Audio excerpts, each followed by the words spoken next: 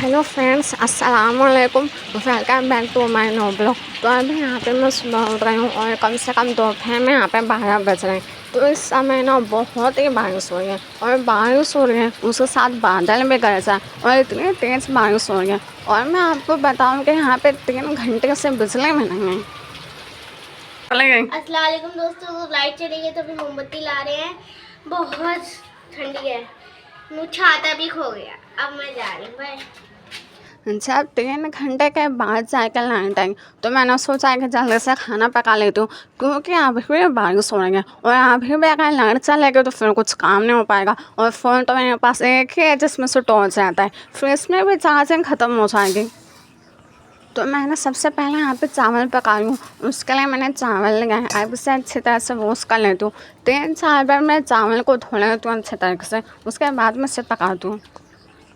अगर आपको भी लगता है कि मेरे में कमियां बहुत हैं या फिर दूसरे में कुछ कमियां नहीं हैं, सारी कमियां मेरे में हैं, ऐसा क्यों हो कि मेरे में इतनी सारी कमियां हैं?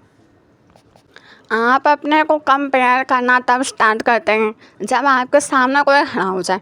आप देखते हो कि उसमें क्या क्या क्वालिटी है जो आपके में नहीं है। जैसे कि उसके बाल बहुत बड़े हैं, मेरे बाल छोटे हैं, उसके हाइट इतनी बड़ी है, मेरी हाइट इतनी छोटी है। ये सारी कमियां मेरे में ही क्यों हैं?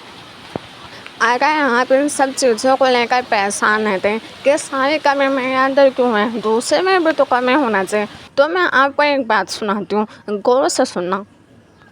कुदरत ने गन्ने में मिठास तो दे दी, लेकिन उसमें एक भी फल नहीं दिया। सोने चांदी में चमक तो दे दी, लेकिन उसमें खुशबू नहीं दिया। चंदन में खुशबू दिया, लेकिन उसमें एक भी फूल नहीं दिया। समंदर को बहुत बड़ा और बहुत गहरा बनाया, मगर मीठा पानी नहीं दिया। नदी को मीठा पानी दिया, लेकिन समंदर इतना गहराई नहीं दी।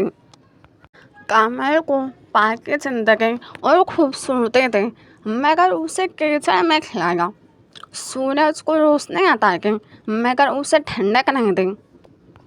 चांद को ठंडक और सुकून दिया, लेकिन सूरज जैसी रोशनी नहीं दी। इस तरह अल्लाह ने किसी को इल्म दिया तो माल दौलत नहीं दी, किसी को ताकत और दौलत सब कुछ दिया तो लंबी उम्र नहीं दी, किसी का रिश्ता बनाया तो औलाद नहीं दी, किसी को औलाद दी तो सेहत नहीं दी। इस दुनिया में हर इंसान की ज़िंदगी में कुछ ना कुछ कमियां जरूर हैं। ये एग्जाम्पल आपको अपने लाइफ में अपने आसपास देखने को भी मिलता होगा, और शायद यही कामें हमें शुक्रगुजार बनाते हैं और इस ज़मीन से जोड़े रखते हैं। इसलिए जो कुछ भी मिला है आपको अपनी ज़िंदगी में, उसका सबसे पहले शुक्र अदा करो। और जो चीज़ आपको नहीं मिली, जिस चीज़ की कमी है, उसके लिए भी अपने रब का शुक्र अदा करो। जानते हो, जिस चीज़ को हम अपने कमी समझ रहे हैं, हो सकता है वो अल्लाह के रहमत और हिकमत है। अपने कमी पर कभी मायूस मत होना, जो मिला वह भी उसके आता है, जो ना मिला उसमें भी उसके हिकमत है। किसी ने खुदा से सवाल किया, इस दुनिया में कितना अच्छा होता अगर 3 चीज़ होती और 3 चीज़ नहीं होती। जन्नत होता लेकिन जहन्नम नहीं होता, अमीरी होती लेकिन गरीबी नहीं होती, सेहत होता लेकिन बीमारियाँ नहीं होती। फिर खुदा ने जवाब दिया, अगर ऐसा होता तो मुझे सजदा करने वाला कोई नहीं होता,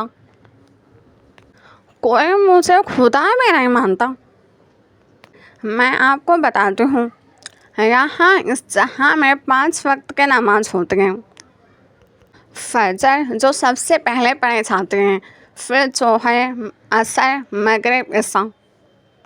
इन 5 वक्त के नमाज़ों को हम अदा क्यों करते हैं जब हमारे पास सब कुछ है? तो खुदा को हम सजदा क्यों करते हैं, दुआओं में रोते क्यों हैं जब हमारे पास अगर सब कुछ है? तो इस दुनिया में अगर कोई भी शख्स नमाज पढ़ता है तो वो दुआ मांगता है, और वो दुआ इसलिए मांगता है क्योंकि उसके लाइफ में कुछ ना कुछ कमियाँ जरूर होती हैं। जैसे कि वो बेऔलाद है, उसे औलाद चाहिए, वो गरीब है, उसे दौलत चाहिए। जब उसके सारी चीज़ मिल जाएगी तो वो दुआ किस लिए करेगा? हर किसी की ज़िंदगी में कमियाँ ज़रूर हैं, इसलिए क्यों खुदा को सजदा करें, दुआ में रो सके, कुछ मांग सके, ऊपर वाले की इबादत कर सके। जब उसके लाइफ में सब कुछ हो जाएगी तो उसे नमाज़ पढ़ने की कोई ज़रूरत ही नहीं है। जैसा कि मैंने कहा, जन्नत होता लेकिन जहन्नम नहीं होता। तब तो इस जहाँ को पता चला आता है कुछ भी करो अच्छा बुरा जाना जन्नत में आएंगे तो नमाज किस लिए पढ़ेंगे।